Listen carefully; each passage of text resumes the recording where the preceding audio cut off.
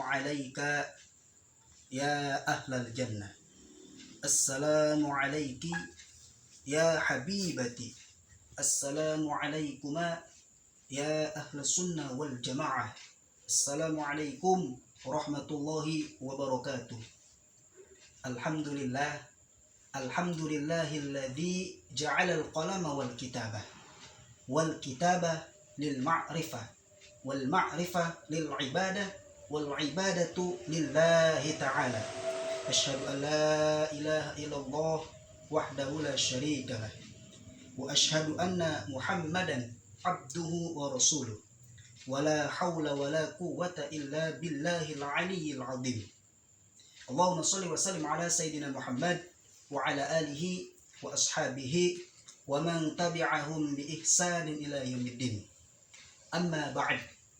Ikhwatal iman wal islam rahimani wa rahimakumullah. Sebelumnya perkenalkan terlebih dahulu, saya atas nama Ahmad Baihaqi Al-A'raf. Saya mahasiswa PTIQ Jakarta, jurusan Komunikasi Penyiar Islam, Fakultas Dakwah. Di sini saya ingin membuat satu video yang insya Allah untuk memenuhi ujian akhir semester, dalam tanda kutip UAS, mata kuliah Public Speaking, dosen pengampung Om Tubagus Wahyudi. Di sini saya ingin mengangkat sebuah tema, bahwasannya ada 3 hal yang dapat merusak keadaan, yang dapat mencederai keadaan. Tema ini diangkat berdasarkan dari kitab Mukhtaru Hadis, yang artinya hadis-hadis pilihan. Ikhwatal iman wa islam rahimani wa rahimakumullah. Apa saja 3 hal yang dapat merusak keadaan tersebut? Kata Nabi sallallahu alaihi wasallam, qala Rasulullah sallallahu alaihi wasallam, thalathun muhlikatun huwa muttaba'un wa syukhun muta' wa a'jabul mar'i binafsih. Hadis riwayat At-Tabrani. Dari Rasulullah sallallahu alaihi wasallam bersabda, ada 3 hal, ada 3 kategori, ada 3 kriteria yang dapat merusak keadaan. Yang pertama, Nabi gambarkan huwa muttaba'un. Yang pertama ialah hawa nafsu. Hadirin jamaah rahimani wa rahimakumullah. Setiap manusia yang terlahir di atas hamparan bumi tentu memiliki hawa nafsu, tentu memiliki syahwat. Mohon maaf, hawa nafsu yang selalu menginginkan seseorang menjadi kaya raya, kemudian menginginkan jabatan, titel, popularitas yang tinggi dan mulia. Nafsu yang menginginkan kebutuhan seksual, biologis, dan lain sebagainya. Kalau seandainya kita turuti, kita inginkan, otomatis kita pun akan terjerumus ke lembah dosa dalam keadaan hina. Na'udzubillah, thumma na'udzubillah min dzalik. Hadirin rahimani rahimakumullah, di dalam kitab Mizan Al-Amal karangan Imam Al-Ghazali menyebutkan ada 3 tingkatan seseorang ketika melawan menghadapi hawa nafsunya. Yang pertama ialah ada orang sepenuhnya dikuasai, ditakluki oleh hawa nafsunya, dan tidak ada sedikit pun perlawanan untuk melawannya. Nah, tingkatan yang pertama ini merupakan tingkatan manusia sebagaimana pada umumnya, karena dia telah sungguh ditaklukkan, dikuasai oleh hawa nafsunya untuk kepentingan pribadi. Sehingga orang tersebut Allah gambarkan dalam surah Al-Jathiyah ayat yang ke-23 yang berbunyi, A'udzubillahi minasyaitonirrajim, bismillahirrahmanirrahim, afa ara'aita man ittakhadha ilahahu hawahu wa adallahu Allahu ala ilm. Yang artinya, maka apakah kamu pernah melihat, pernah melirik, pernah memperhatikan orang yang menjadikan hawa nafsunya itu sebagai Tuhannya, dan Allah Subhanahu wa taala azza wazal membiarkannya saja tersesat berdasarkan ilmunya. Kemudian tingkatan yang kedua, di dalam kitab Mizan Al-Amal karangan Imam Al-Ghazali, ada orang yang senantiasa ketika melawan menghadapi hawa nafsunya, pada suatu kali ia tumbang, pada suatu kali ia terjatuh, pada suatu kali ia menang dan berhasil, maka ketika maut, ajal datang menghampirinya, datang merenggutnya, datang meranggangnya, maka orang tersebut wafat, mati dalam keadaan husnul khotimah, kematian yang dicemburui oleh miliaran manusia. Nah, tingkatan yang kedua ini merupakan tingkatan yang paling tinggi setelah tingkatan di bawah para wali-wali Allah dan nabi-nabi Allah Subhanahu wa taala.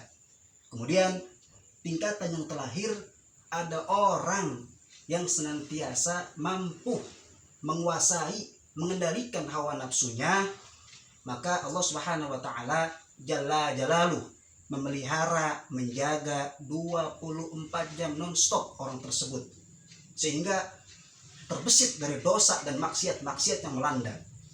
Hadirin jamaah rahiman wa rahimakumullah. Kemudian timbul pertanyaan, bagaimana mengontrol, mengorganisir, mengendalikan hawa nafsu yang memporak-porandakan jiwa dan hati kita. Saya lanjutkan pembahasan di dalam kitab Mizan al-Amal, bahwasanya kita memang dituntut tenaga yang ekstra. Kita juga harus selalu waspada terhadap tipu daya syaitan yang selalu menjerumuskan kita dari amarah, kehinaan, dan lain sebagainya. Maka dari itu, sering-seringlah bersilaturahim, sering-seringlah berzikir, sering-seringlah bertaqarrubun ilallah ta'ala, sehingga kita terbesit, terbebas dari yang namanya kemaksiatan. Hadirin jamaah rahiman wa rahimakumullah. Kemudian kategori yang kedua, ada 3 faktor yang mendapatkan rusak dan cedera keadaan tersebut. Yang kedua ialah wasyukhun muta', kikir yang selalu ditaati. Sebelumnya saya ingin bertanya, apa sih takrif, definisi kikir tersebut? Kikir itu merupakan salah satu sifat yang tercela, yang terlahir dari godaan setan yang terkutuk. Kikir juga merupakan orang yang suka menahan harta, suka mengkolektif harta, suka mengumpulkan harta yang berlebih-lebihan. Ketika harta tersebut dikeluarkan, dia enggan untuk mengeluarkannya. Ini termasuk sifat kikir, bakhil, pelit, kedekut, dan lain sebagainya. Kemudian timbul pertanyaan, bagaimana ciri-ciri orang kikir itu? Ya, orang kikir itu diantaranya orang yang enggan untuk memberi, enggan untuk menolong, dan lain sebagainya. Bahkan dalam satu riwayat, Nabi SAW bersabda, siapa orang yang semasa hidupnya mengkolektif harta, mengumpulkan harta, dalam tanda kutip orang tersebut enggan untuk memberi, dalam tanda kutip orang tersebut enggan untuk menolong saudara-saudaranya, tetangga-tetangganya, dan lain sebagainya, maka harta tersebut akan berubah menjadi ular yang sangat binasa. Maka ular tersebut akan datang menghampiri si pemiliknya. Dia akan berkata, wahai Fulan bin Fulan, wahai Fulan binti Fulan, celakalah engkau, celakalah engkau, celakalah engkau. Kemudian si pemiliknya bertanya, siapa engkau? Aku adalah harta yang kau kolektif, aku adalah harta yang engkau kumpulkan semasa hidup. Maka kemanapun, dimanapun pemiliknya berada, pergi, ular tersebut akan mengikutinya. Hingga ending akhirnya, ular tersebut akan menggerogoti, menggigit seluruh tubuh pemilik orang tersebut hingga hancur berkeping-keping. Na'udzubillah, tsumma na'udzubillah min dzalik. Kemudian kategori yang terakhir dari 3 aspek yang bisa merusak keadaan ialah wa'jabul mar'i binafsi, ujub, bangga diri terhadap diri sendiri.